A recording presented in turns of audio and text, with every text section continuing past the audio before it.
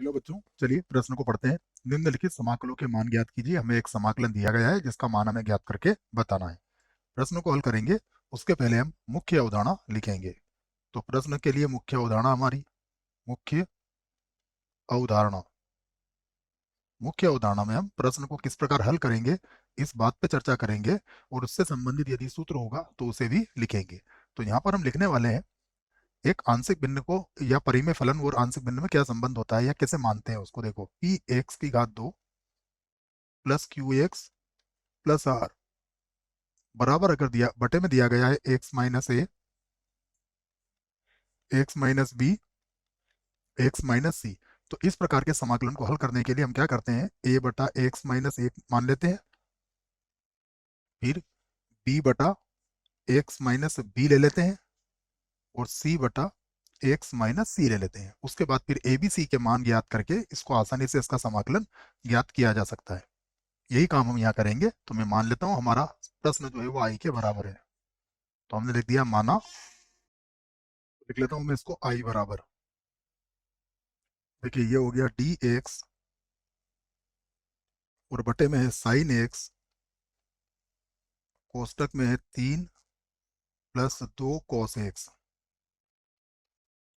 ठीक है, और कॉस एक्स, तो ये मैं इसको यहाँ से इस प्रकार लिख लेता हूँ। अब हमें क्या करना है, देखिए, साइन बटा साइन का इसमें गुणा करना पड़ेगा हमें, तभी हम इसको आगे हल कर सकेंगे। तो साइन एक्स डी एक्स, और यहाँ हो गया हमारे पास sine square x. Sine square x किसके बराबर होता है, 1 - cos² एक्स के, और ये हो जाएगा 3 + 2 कॉस एक्स। अब आई बराबर क्या लिखेंगे इसको, देखिए ये हो जाएगा साइन एक्स, और बटा इसे लिख सकते हैं 1 - cos एक्स, फिर बनेगा 1 + cos एक्स, और फिर है 3 + 2 कॉस एक्स। यही है, देख लीजिए आप, और यहाँ हो जाएगा डी एक्स। समीकरण 1 बना लेते हैं इसको, और अब यहाँ पर हमें प्रतिस्थापन करना पड़ेगा। तो माना कॉस एक्स बराबर टी। कॉस एक्स का अवकलन क्या होता है, माइनस साइन एक्स, तो माइनस का साइन एक्स डी एक्स बराबर हो जाएगा डी टी। तो यहाँ से साइन एक्स डी एक्स बराबर होगा माइनस का डी टी। तो देखिए अब आई बराबर, ये हो जाएगा माइनस का डी टी बटा, ये 1 - टी होगा, तो हम चाहे तो इसको माइनस कॉमन निकाल के इसको t - 1 भी लिख सकते हैं। ठीक है, t - 1 अच्छे से लिख लेते हैं, जिससे क्या होगा, माइनस से माइनस कट भी जाएगा। तो माइनस, ये हो जाएगा t - 1, ये हो जाएगा t + 1, और ये हो जाएगा 2t + 3, और यहाँ हमारे पास हो गया है माइनस से माइनस कट भी गया। तो आई बराबर, ये हो गया डी टी बटे में t - 1 t + 1 2t + 3। इसे बना देंगे हम समीकरण 2, और अब यहाँ पर हमने जो मुख्य उदाहरण में लिखा है उसी का प्रयोग करेंगे। तो मैं लिख लेता हूँ एक बार और, माना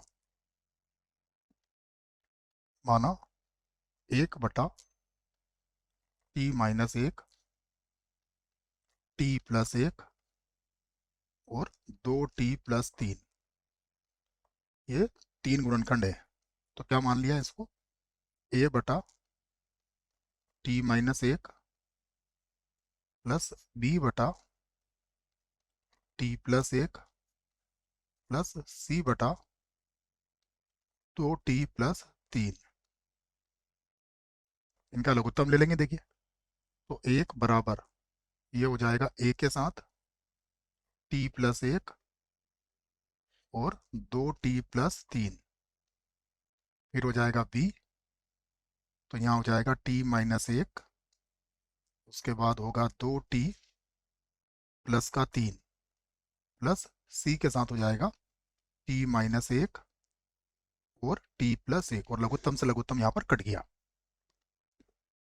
अब मानों को रखेंगे, तो सबसे पहले मैं क्या रख लेता हूँ इसमें, टी बराबर एक पर, यदि टी का मान एक रखेंगे तो देखिए क्या होगा,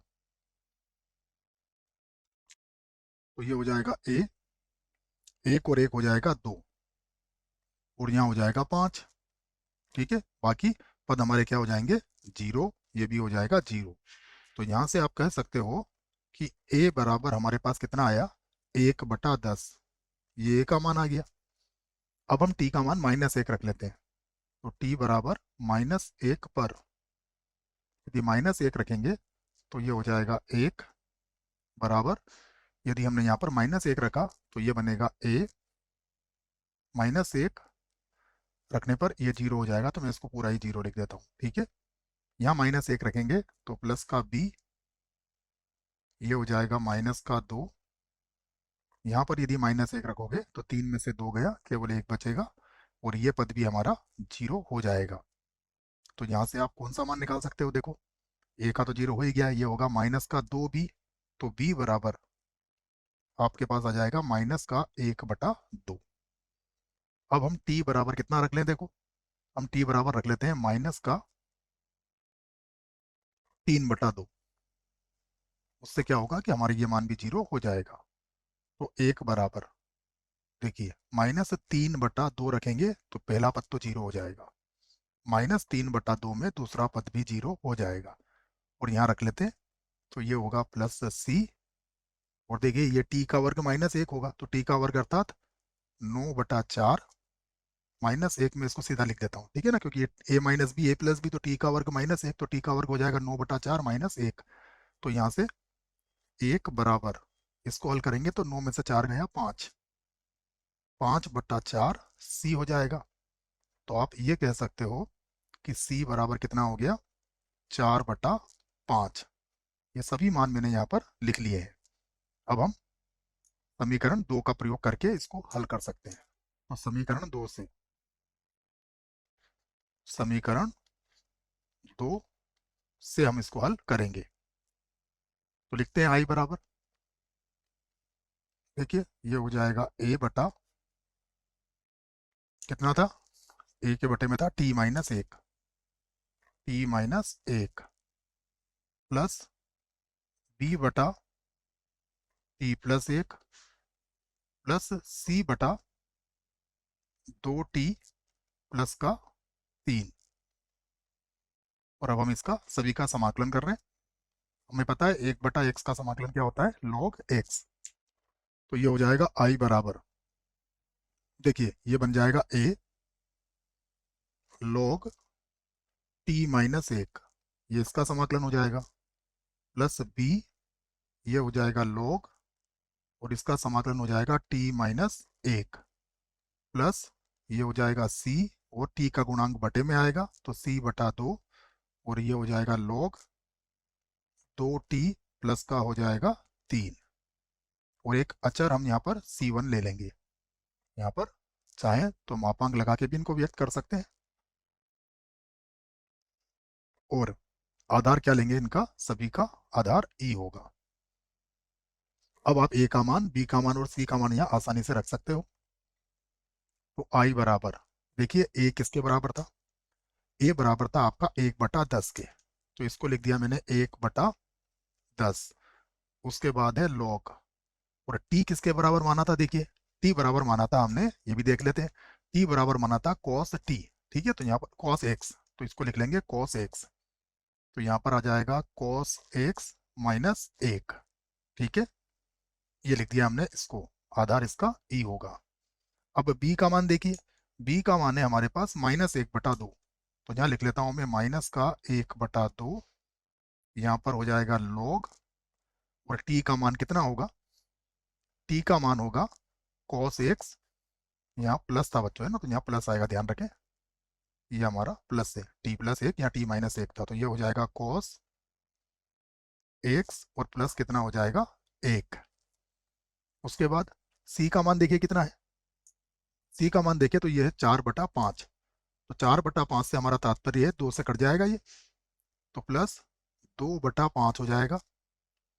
और उसके बाद हो जाएगा log, आधार इसका भी ई होगा, और ये होगा 2 cos x प्लस हो जाएगा 3, और प्लस हम अचर C1 यहाँ पर लिख देंगे। और यही हमारे प्रश्न का क्या होगा बच्चों, उत्तर होगा। आशा करता हूँ बच्चों प्रश्न का उत्तर अच्छे से समझ में आया होगा। धन्यवाद।